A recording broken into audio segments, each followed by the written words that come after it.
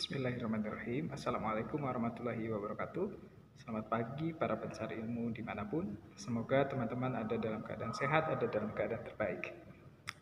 Pada video kali ini saya akan berbagi mengenai bagaimana metode penentuan jumlah sampel pada penelitian, gitu ya. Kenapa penting menentukan jumlah sampel? Kenapa kita memakai sampel begitu ya? Kenapa kita nggak pakai populasi aja sih? Nah, ada beberapa manfaat penggunaan sampel pada penelitian. Di antaranya adalah misalkan dari sisi pembiayaan. Dari sisi biaya tentu menggunakan sampel itu akan jauh lebih murah daripada kita menggunakan populasi secara keseluruhan dalam hal pengamatan misalkan.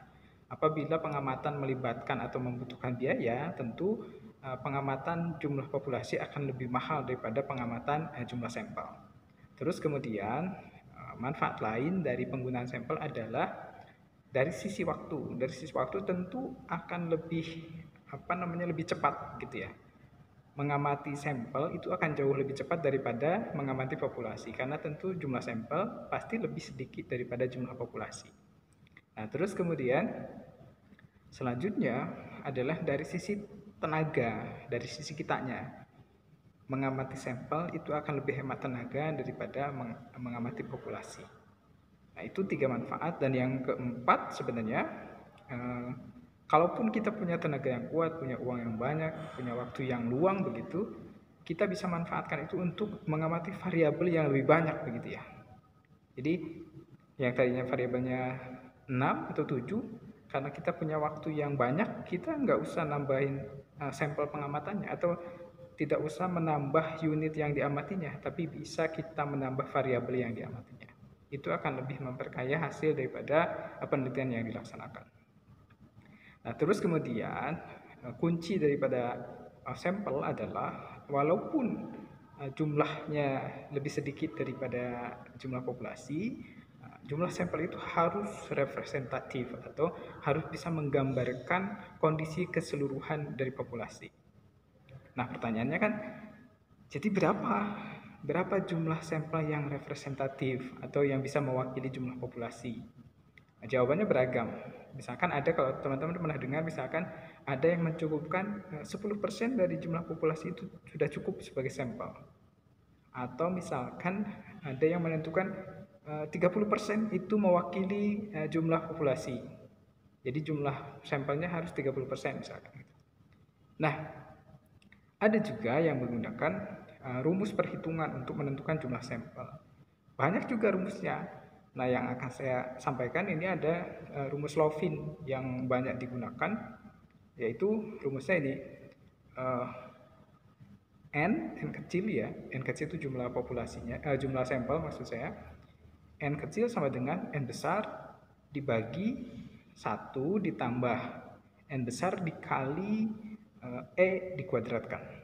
Jadi N kecil sama dengan N besar dibagi 1 ditambah N besar dikali E kuadrat. Nah, dengan rumus ini, sebagai contoh misalkan begini ya. Kalau kita punya populasi 100, kalau dengan standar yang tadi misalkan 10% dari populasi, maka jumlah sampelnya adalah 10% dari 100, itu 10. Kalau misalkan yang 30% dari populasi, maka jumlahnya adalah 30. Jadi jumlah sampel dari populasi yang 100 adalah 30. Nah, kalau dengan menggunakan rumus Slovin ini, berapa jumlahnya? Kita hitung tadi misalkan N sama dengan N besar dibagi 1 ditambah N besar dikali E kuadrat. Jadi kurang lebih hasilnya N sama dengan 100 dibagi 1 ditambah 100 dikalikan 0,05 kuadrat gitu ya. N sama dengan 100 dibagi 1,25,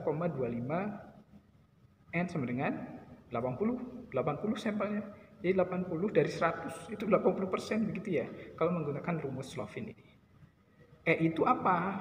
E itu kenapa 0,05? E itu adalah tingkat toleransi kesalahan gitu ya. 0,05 itu berarti 5%. Biasanya semakin kecil nilainya, nilai E itu semakin bagus, misalkan 0,01. Berarti 1%. Tapi biasanya yang dijadikan nilai E itu antara 10%, 5% begitulah. Dan contoh ini menggunakan E-nya 0,05 atau 5%. Nah, dengan demikian, jumlah sampel pada populasi yang sama dengan metode yang berbeda akan menghasilkan jumlah sampel yang berbeda.